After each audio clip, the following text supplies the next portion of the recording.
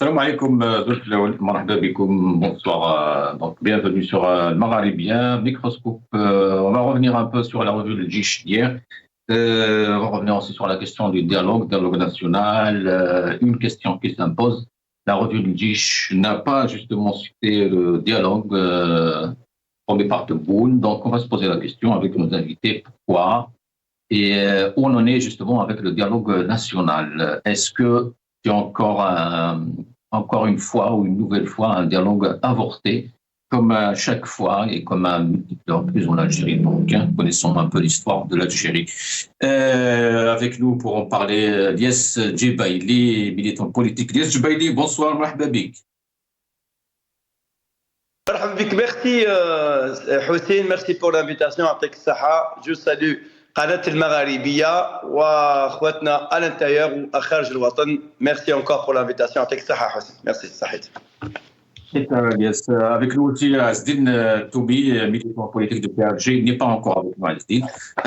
Yes, Djibaili. Donc, la revue de Jish hier a parlé de l'économie, a parlé de l'industrie, a parlé des relations internationales, de la diplomatie, mais pas un mot sur le dialogue national, le dialogue qui a été justement rendu par Tebboune et son entourage depuis quelques mois. Pourquoi sur cette question, Lies Djibaili, puisque la revue ose justement parler de ces questions, pourquoi il ne parle pas du dialogue? Hussein, tout d'abord, après la réélection de M. Tebboune pour un second mandat de 5 ans, il s'est engagé, parce qu'il a eu un score fleuve de 94%, il s'est engagé lui-même, hein, c'est lui qui l'a dit. Donc il a dit, je m'engage à organiser un dialogue national ouvert pour édifier une véritable démocratie. Il a dit, je vais prendre consultation, je vais essayer de prendre contact avec les forces vives de la nation pour édifier une véritable démocratie. D'ailleurs, certains partis ont salué l'initiative de Tebboune d'avoir de la proposition de l'ouverture d'un dialogue. En l'occurrence, le RCD, le Rassemblement pour la culture et la démocratie, qui a, lui, salué cette initiative. Donc, en quelque sorte, parce que aussi, le RCD aussi, dans ses propositions, il souhaite aussi l'ouverture d'un dialogue.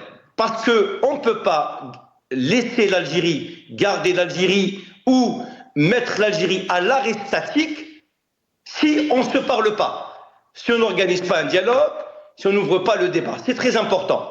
Donc, qu'on le veuille ou non, tout devrait passer par le dialogue, par la prise de contact, afin de sauver ce pays, afin de construire enfin une véritable démocratie. Yes, Djibaili, il y a une autre question qui s'impose justement dans ce sens, c'est quoi un dialogue? Est-ce que c'est la même définition que vous portez vous-même dans l'opposition? Est-ce que c'est le dialogue, c'est la définition portée par Tebboune et son entourage? Parce que hier, quand même, Tebboune a reçu Yahi du RND, nous allons regarder cette vidéo et je reviens.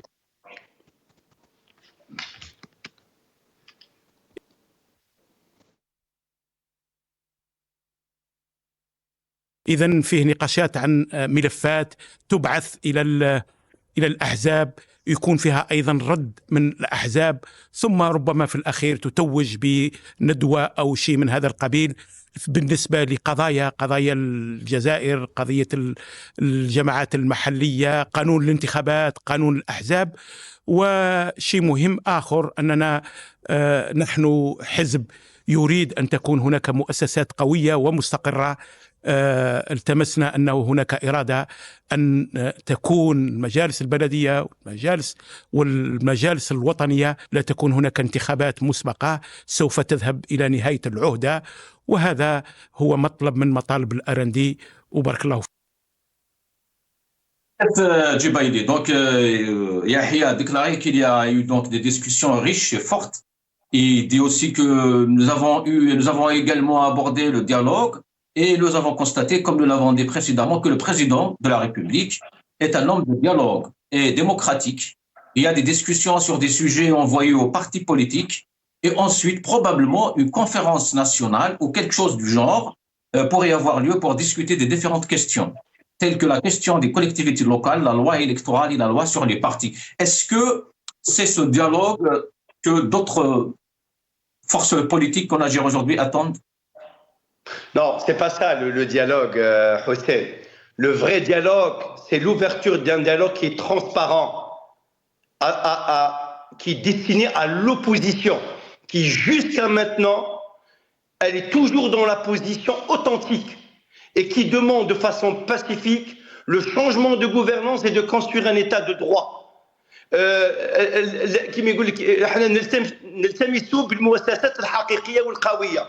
احنا l'opposition aussi, nous tenons à ce que nos institutions algériennes soient fortes, solides et je veux dire et désaliénées de la main du pouvoir militaire. Nous voulons construire vraiment un état de droit. C'est ça. Le dialogue doit être ouvert à l'opposition qui est toujours dans le combat, pas à celle qui se trouve du côté du pouvoir et qui approuve le pouvoir et qui approuve la feuille de route du pouvoir et qui approuve l'échec du pouvoir et qui approuve la faillite du pays. Non, non, le dialogue doit être ouvert à ceux qui militent, à ceux qui sont dans l'authenticité du combat.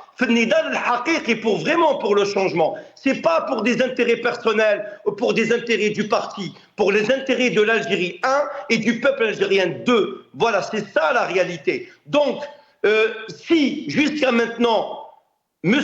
Tebboune n'est pas revenu sur le dialogue, pour moi c'est de la poudre aux yeux. Est-ce que le dialogue, et quand il a lancé que je souhaiterais ouvrir le dialogue, est-ce que le dialogue pour ses partisans, pour des clans qui lui sont affiliés, ou est-ce que le dialogue, vraiment le dialogue pour tous les courants politiques, pour toute l'opposition, pour toute la société civile qui devrait participer? C'est ça ce qu'on appelle la démocratie citoyenne, c'est-à-dire comme une initiative citoyenne pour que tout le monde participe vraiment à ce dialogue. Si ton dialogue il est orienté avec le RND, sachant que le RND, quasiment ses pro-pouvoirs, il a toujours approuvé l'échec de l'Algérie, non, c'est pas ça le dialogue.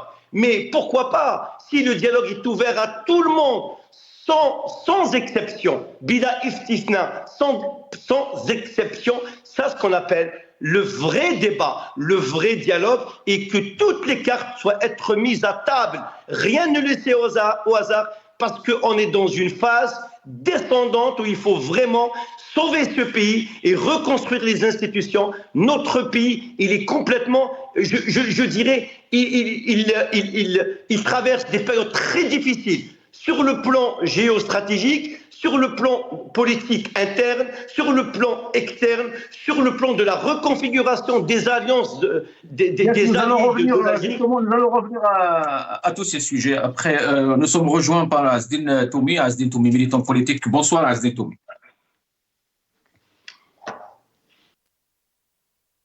Bonsoir Alias, bonsoir à tous les téléspectateurs.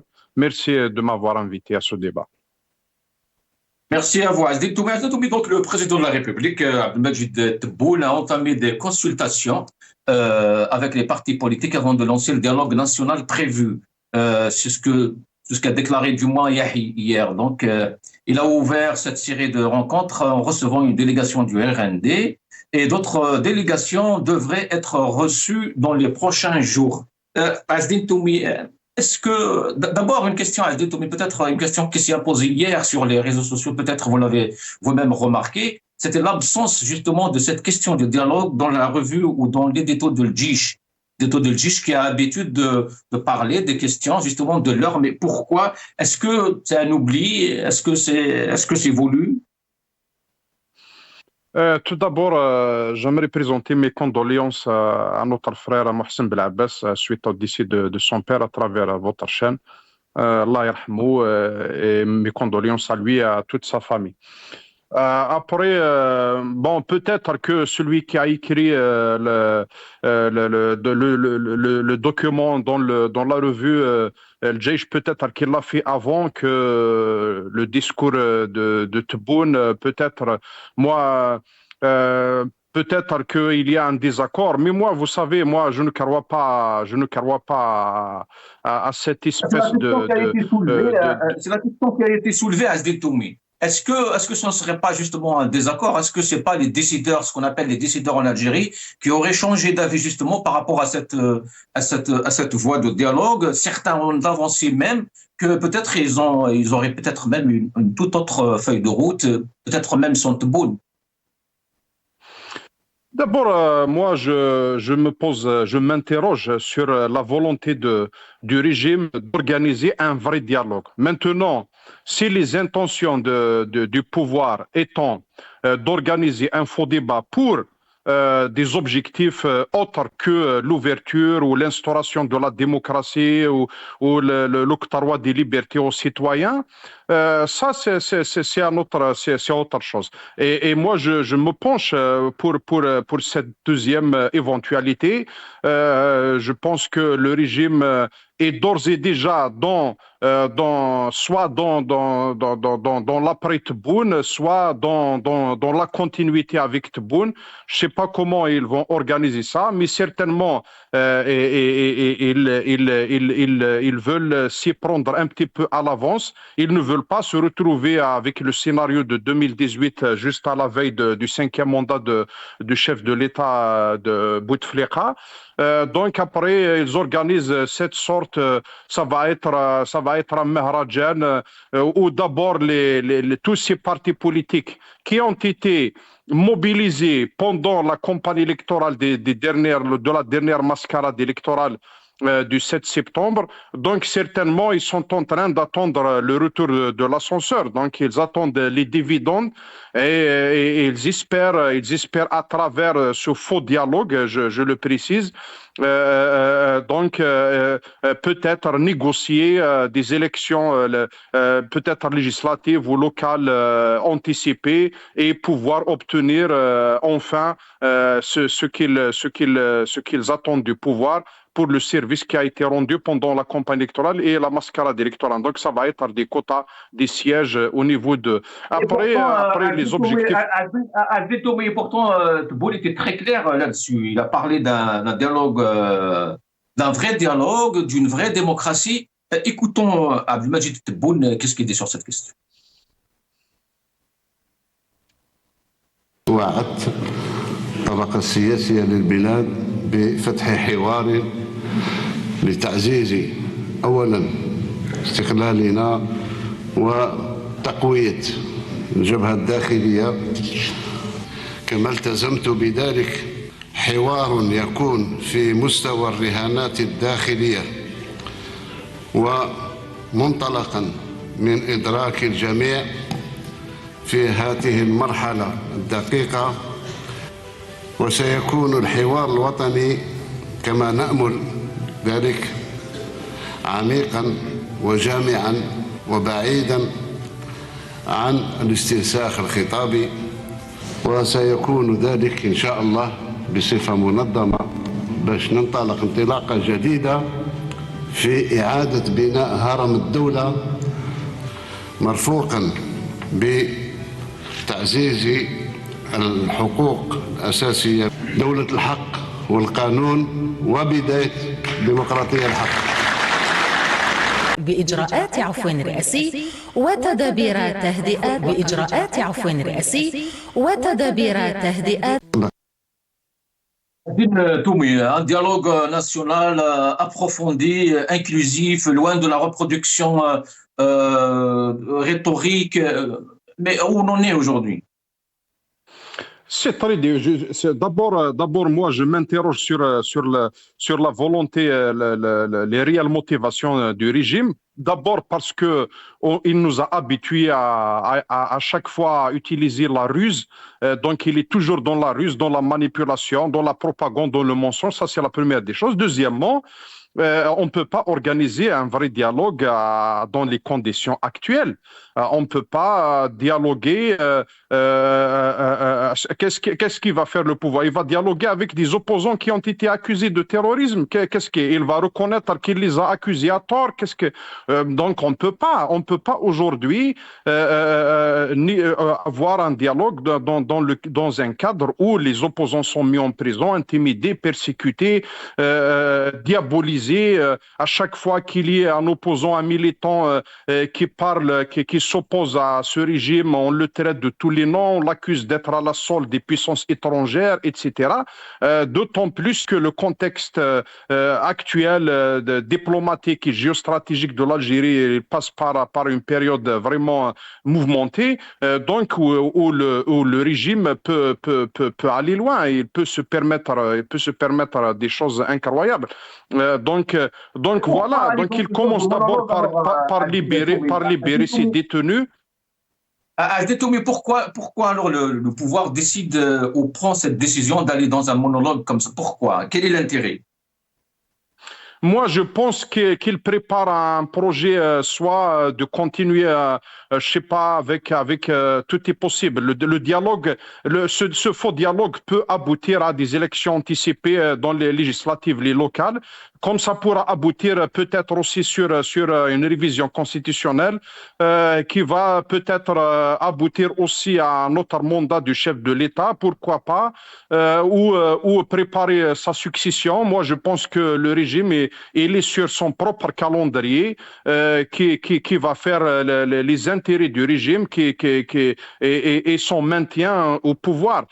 S'il a l'intention d'aller vers la démocratie, il n'a qu'à commencer par libérer les détenus tout de suite. Et il y en a des centaines, des femmes, des jeunes, des vieux, voilà, de toute la classe de société, de toute idéologie, pour dire que le seul point commun entre tous ces détenus qui sont de différentes idéologies, de différentes idées et d'âge, c'est parce qu'ils se sont opposés au régime, ils ont exprimé leur refus de ce fait accompli, de cette feuille de route qui a été imposée aux Algériens depuis 2019. Maintenant, si on revient à tous ces partis politiques qui sont en train aujourd'hui de faire le service après-vente de ce faux débat, c'est les mêmes qui ont fait la propagande pour la mascarade électorale qui a été rejetée d'une manière silencieuse et d'une manière civilisée de la part du peuple algérien.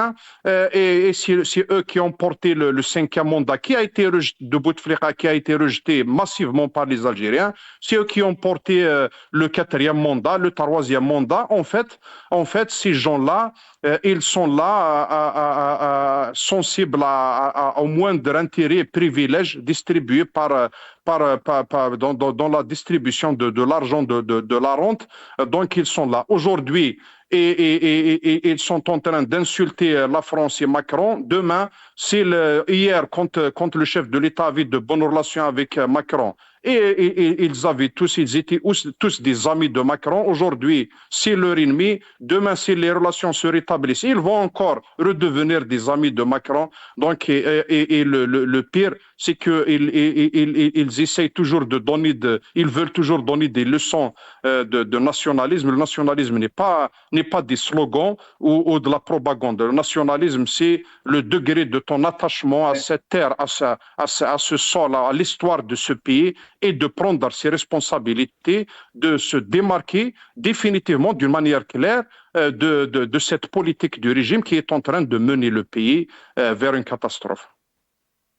Merci Aziz, mais restez avec nous. Elias Djebaïli, nous allons écouter Abdelmajid Tebboune et je reviens. قلنا الذاكرة نصون الذاكرة لأن هادو جدودنا، هذا أصلنا. ما نفوتش مر الكرام باش تشكرني وقال لا لا هذا ديمقراطي، مانيش ديمقراطي.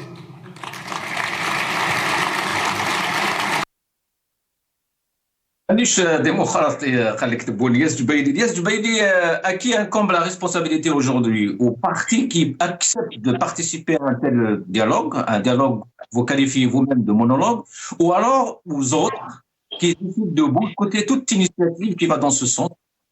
Je parle de la responsabilité historique là-dessus. Tu parles du dialogue qui est proposé par Tebboune, c'est ça? Oui, toujours. Au fait, il faut, Hossein, il y a une chose. Qui dialogue avec qui? C'est ça la question, en fait. Si on veut, qui dialogue? C'est-à-dire, pour dialoguer, il faut deux parties. La partie qui est au pouvoir, c'est-à-dire le régime, le pouvoir algérien incarné par Tebboune, et l'autre partie. L'autre partie, c'est qui? C'est ça, il faut se demander. Est-ce qu'une partie du clan? Est-ce que les partis qui ont approuvé la feuille de route de ce régime? Ou est-ce que c'est-à-dire ceux qui sont en prison? Certains pourraient vous répondre, Lies Jubaili, justement par rapport à cette question, certains pourraient vous dire que le FFS n'est pas dans le pouvoir aujourd'hui. Il ne gouverne pas. Le Hamas ne gouverne pas. Le RND ne gouverne pas. Le FLN, le Tebboune, il ne s'appuie sur aucun parti. Je fais l'avocat du diable. Pour moi, le dialogue, ce n'est pas question de nationalisme. Je vis ce terme-là. Je préfère être patriote que nationaliste. Parce que le nationalisme a provoqué des dégâts dans le monde. Nous sommes des patriotes. Ceux qui sont dans l'opposition sont patriotes. Même ceux qui ne sont pas vraiment dans l'opposition, c'est des patriotes. Un vrai patriote, il veut construire un état de droit, une démocratie.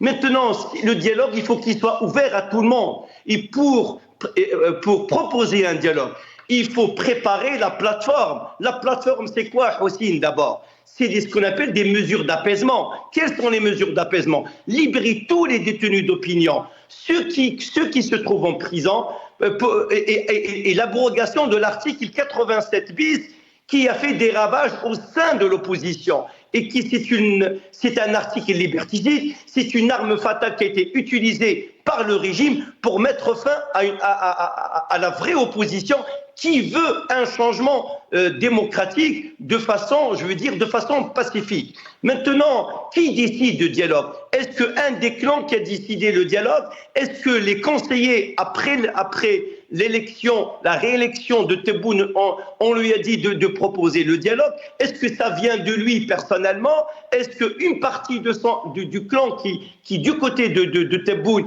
qui a approuvé ce dialogue? Est-ce qu'il y a un désaccord entre deux hauts clans? En tout cas, ceux qui proposent le dialogue, généralement, c'est eux qui ont le rapport de force. Parce que c'est ça la question. C'est-à-dire quelqu'un, quand il propose le rapport de force, quand il propose un dialogue, soit il a un rapport de force, mais il est fragile, soit même avec un rapport de force, on dit que la situation est intenable, il faut ouvrir les champs médiatiques et politiques. Maintenant, il faut faire très très attention. Moi, personnellement, ça m'engage que moi, en tant que citoyen, patriote jazaïri. Pour moi, le régime nous a habitués qu'il n'est pas honnête. Je ne dis pas même pas la ruse, parce que on peut être honnête et rusé pour arriver à des fins, je veux dire, propres. Mais le régime, la substance, le mukawinat ntaou, c'est-à-dire sa morphologie, sa composition, sa réflexion n'a jamais été honnête. L'assise du régime, elle n'est pas honnête. Il nous a habitués à ne pas être honnête, il n'a jamais été honnête. C'est-à-dire, il nous a toujours fait des mascarades. Pour moi, maintenant, il fait le dialogue parce qu'il y a les élections locales et législatives. Ça, c'est autre chose. Maintenant, qui va aller vers les élections législatives et comment dirais-je, et locales?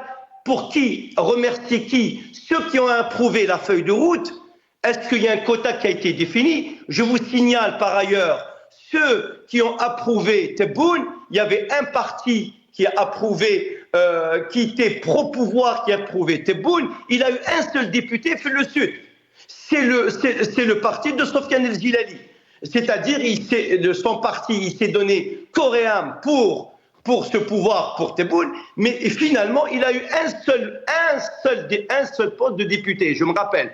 Et après, il y avait un rétropédalage disant que Sofiane Jilali, il a invité à Tebboune à quitter, à mettre fin à son deuxième mandat. Maintenant, on voit très bien cet enchevêtrement d'intérêts personnels et partisans. Maintenant, il faut faire très très attention.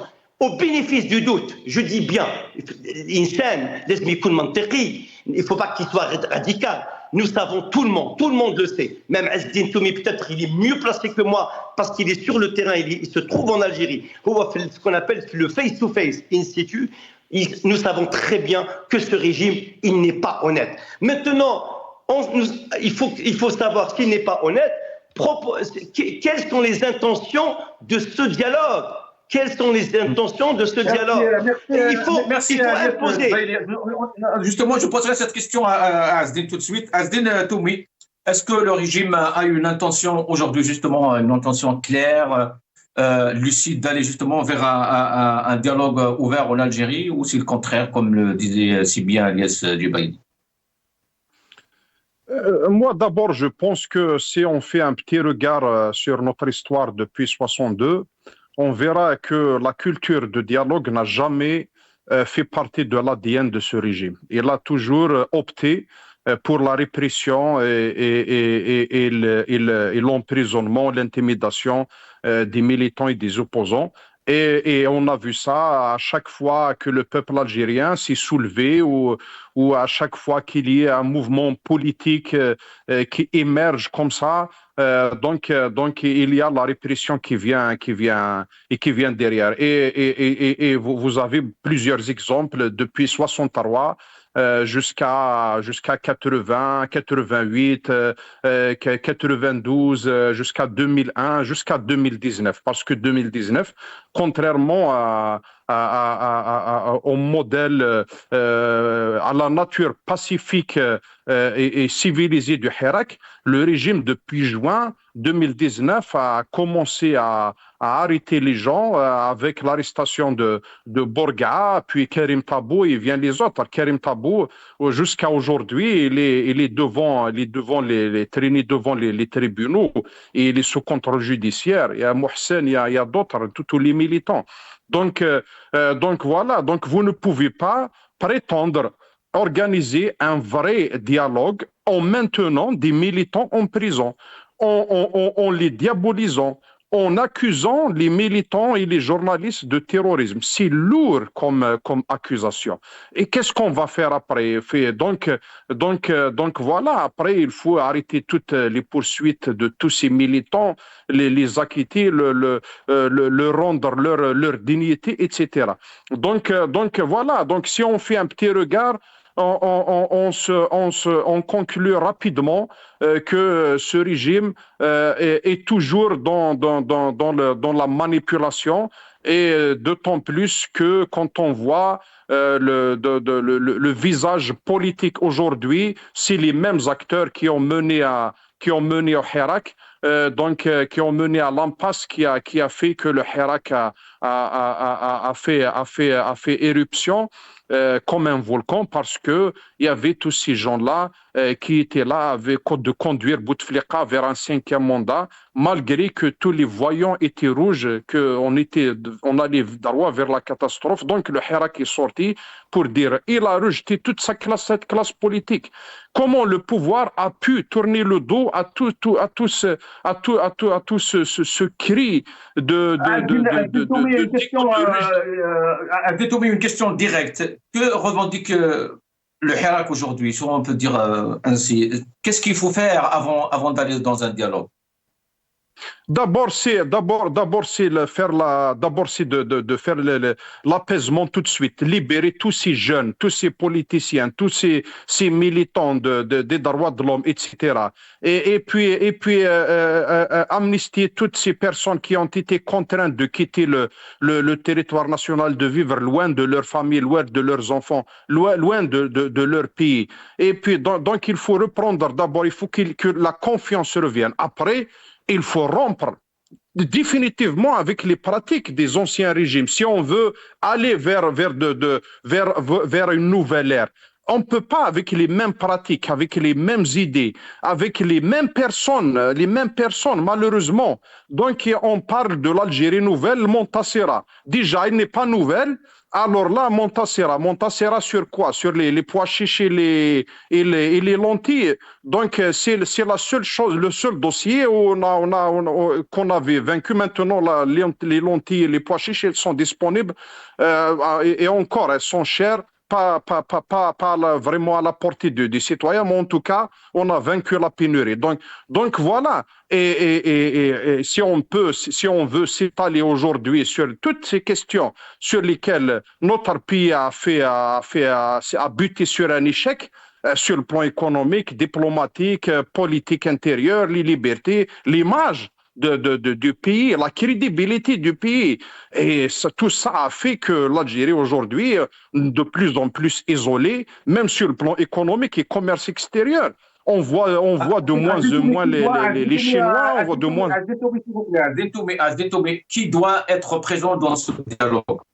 Parce que aujourd'hui, quand on voit les partis qui s'apprêtent à aller voir Tebboune, ils sont tous d'accord avec la politique de Tebboune, ils sont tous d'accord avec les réalisations, avec le Jazair, le Montassira, etc. Vous, qui peut ou qui doit participer à ce dialogue pour vous? Et après, moi, je crois que ce régime, il est indigne de confiance.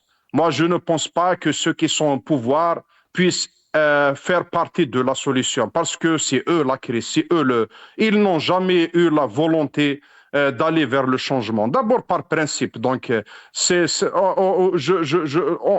je donnerai mon avis sur le fait qu'il fasse partie du dialogue le jour où ils feront concrètement des mesures d'apaisement concrètes sur le terrain. Mais maintenant, comme ça, sur parole, il nous a un régime qui nous a menti depuis des années.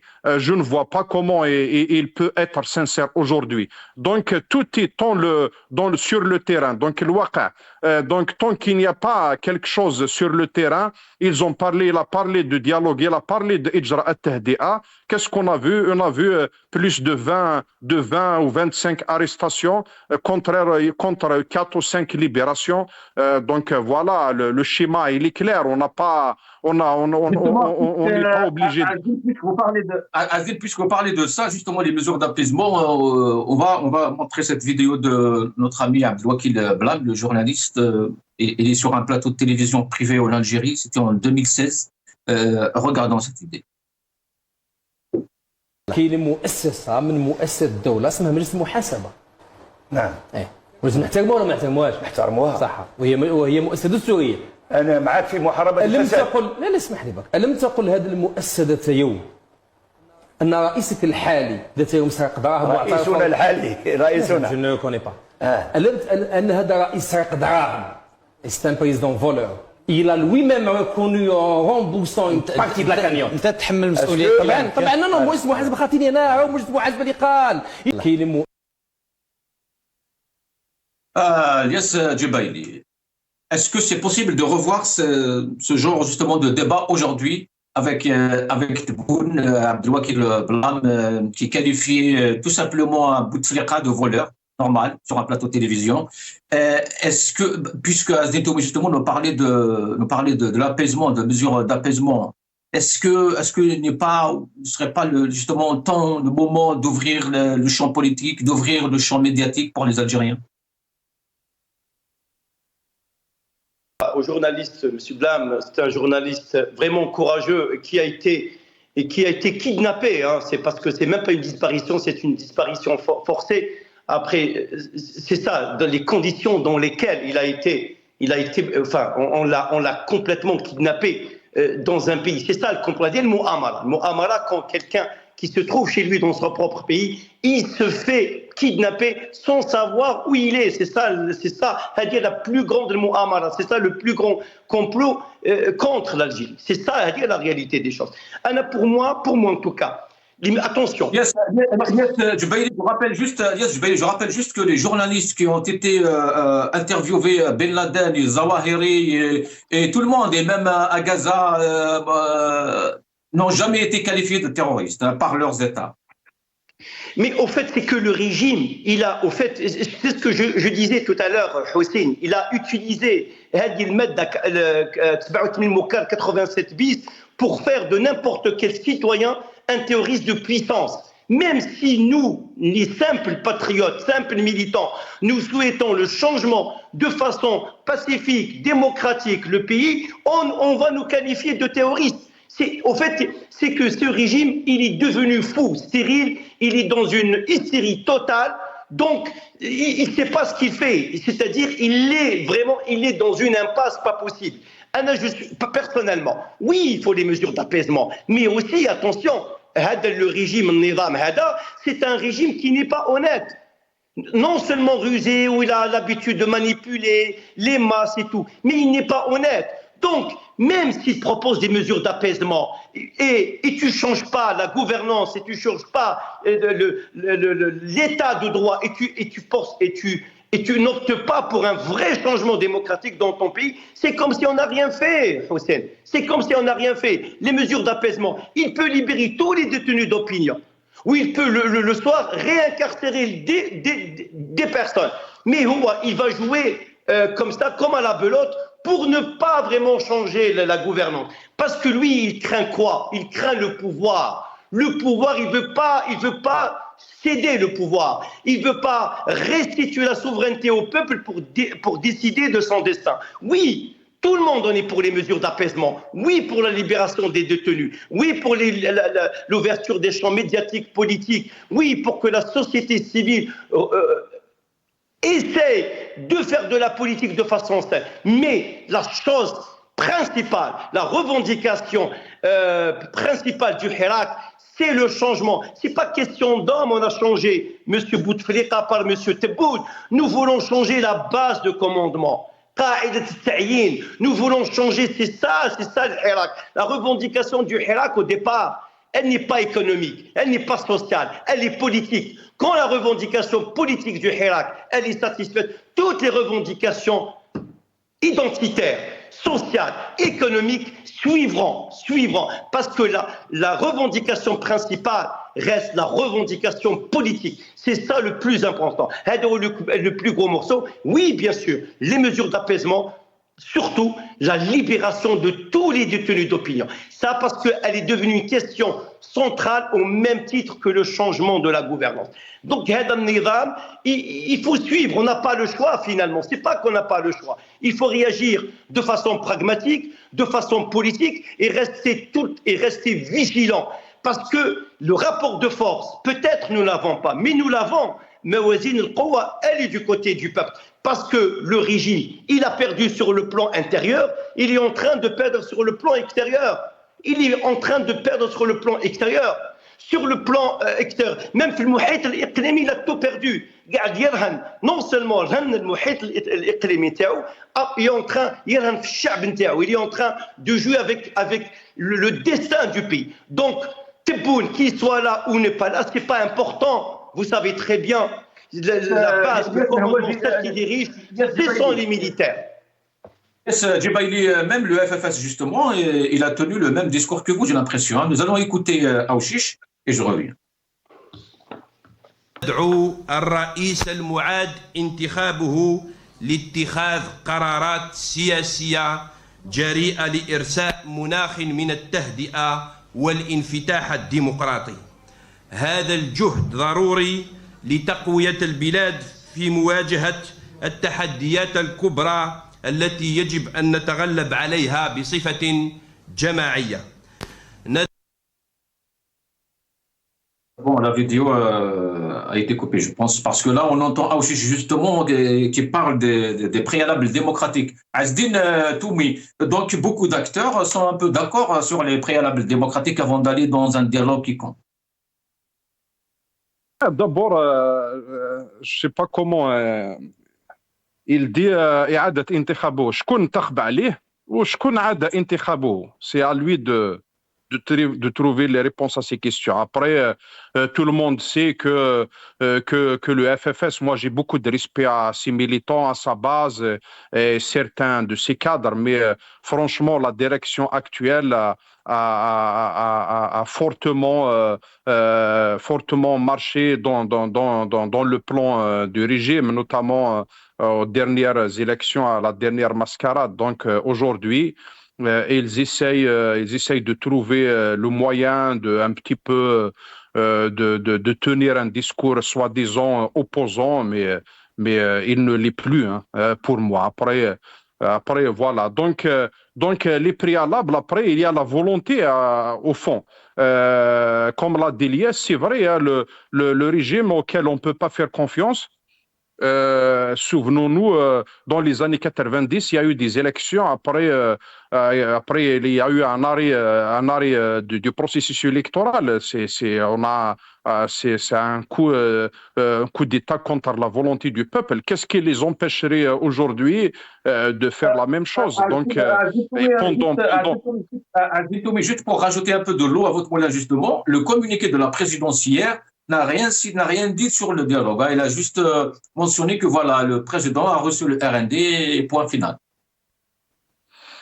Donc, et voilà, après maintenant, les choses s'accélèrent, notamment ce dossier avec la France qui est en train de prendre des dimensions importantes. Et ça va vraiment impacter la politique de notre pays et notamment la vie, le quotidien de notre diaspora en France et en particulier en Europe en général, parce que la France, elle peut entraîner l'Union européenne sur peut-être des décisions par rapport à notre pays, etc. Donc voilà. Mais d'ailleurs aujourd'hui, j'ai vu que à ce moment même, il y a eu le Conseil de sécurité qui se tient. Donc probablement par rapport à ces questions-là. Après, quand le régime il dit que pour un dialogue à la hauteur des défis. Je pense que celui qui n'est pas à la hauteur des défis, c'est ce régime lui-même qui est incapable de porter l'Algérie à la place qu'elle mérite. Aujourd'hui, nous sommes en train de vivre des revers un peu partout. L'investissement étranger est en train de diminuer. Notre seule chance aujourd'hui, c'est que les prix de l'énergie sont en train de nous permettre d'avoir quand même des réserves de change et d'avoir de l'argent pour fonctionner. Sinon, si demain l'Europe trouve d'autres solutions pour son énergie à travers un gazoduc qui va partir du Nigeria via l'océan vers l'Europe ou un autre gazoduc qui vient du Qatar via la Syrie, la Turquie, etc. Ou même si demain avec Donald Trump, ça va aboutir à de la négociation avec Poutine pour encore se réapprovisionner en gaz, on va être vraiment, ça va être vraiment, on va être mal parti. Donc voilà. Donc aujourd'hui, il faut prendre des mesures beaucoup plus importantes, faire des réformes beaucoup plus profondes, beaucoup plus sincères de la part du pouvoir. Il faut qu'il apporte la preuve que cette fois-ci, il est sincère, qu'il veut mener l'Algérie vers la démocratie, vers la construction d'un État de droit et la libération de la justice.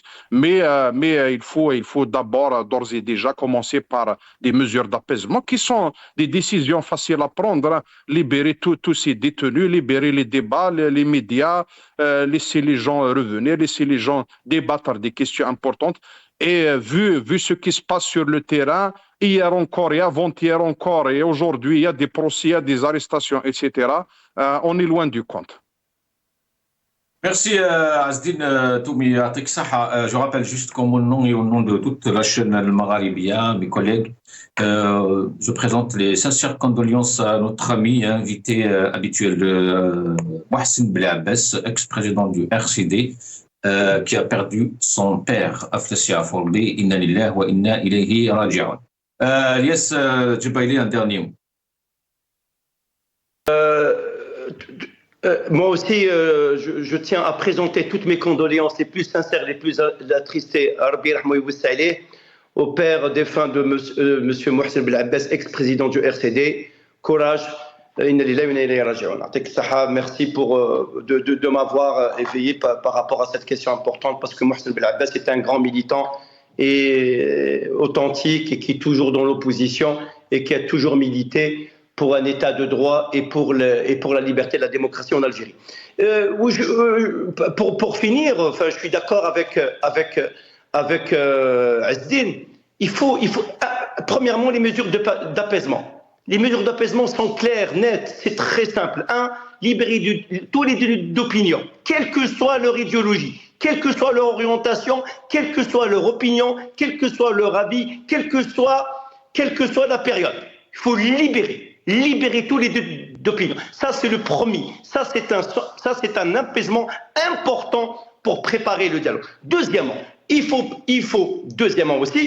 laisser le peuple se débattre. Il faut ouvrir les champs médiatiques et politiques. Il ne faut plus fermer les librairies, il ne faut plus fermer les cafés littéraires à Bjaya. Il faut ouvrir le débat. Il faut ouvrir le débat même au sein des universités, parce que nous avons une masse étudiante universitaire qui ne cherche qu'à débattre pour l'intérêt du pays, parce que c'est leur avenir et ceux de leurs enfants. Il faut libérer le peuple algérien. Le peuple algérien, jusqu'à maintenant, il est otage de ce régime. Non seulement le pays est otage du régime, mais même le peuple est otage de ce régime. Je pense que le régime, il faut qu'il comprenne une fois, en tout cas pas, quand je dis le régime, les vrais décideurs, ceux qui gèrent ce pays dans l'arrière-chambre de Mouradia, il faut des mesures d'apaisement. Et s'ils veulent sauver l'Algérie, le pays qui a tant souffert de 132 ans de colonisation, il faut aussi démocratiser le pays. Il est temps de démocratiser. Il faut démocratiser ce pays parce que, après tout, nous appartenons à la même famille algérienne. Nous avons des divergences, mais les divergences font qu'on les mette à table. L'essentiel, c'est construire un pays, un état de droit démocratique.